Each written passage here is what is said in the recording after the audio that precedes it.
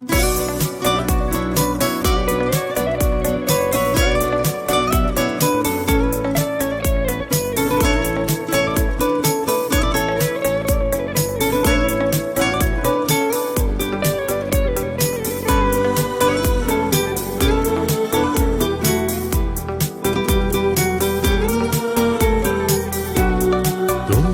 میگردم تو کوچه خیابون، لای همه عکس‌ها تو شرشر بارون. دنبالت میگردم تو اون روزگاره خوش هر دوتامون، تو کوچه خیابون تو شرشر بارون.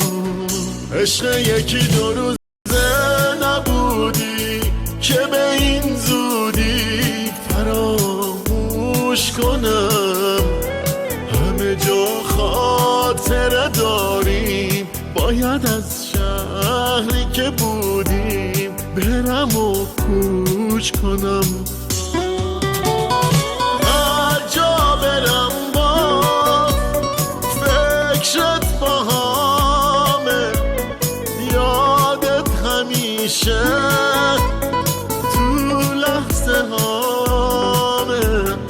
دور از تو هم دور از دلت، یه عالم باز تو صدامه. هر جا برم با فکرت باهامه، یادت همیشه تو لحظه هامه. دور از تو هم دور از دلت، یه عالم باز تو صدامه.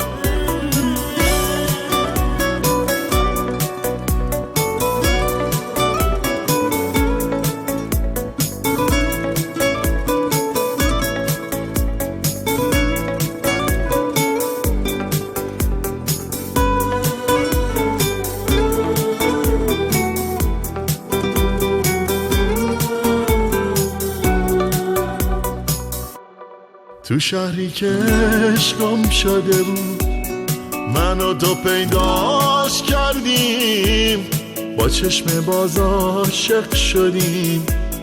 کاشکی میشد برگردی برگردی برگردی.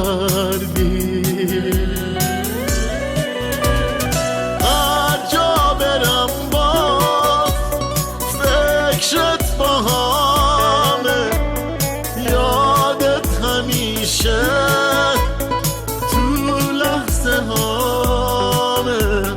دور از تو هم دور از دلت، یه عالم باز تو صدامه.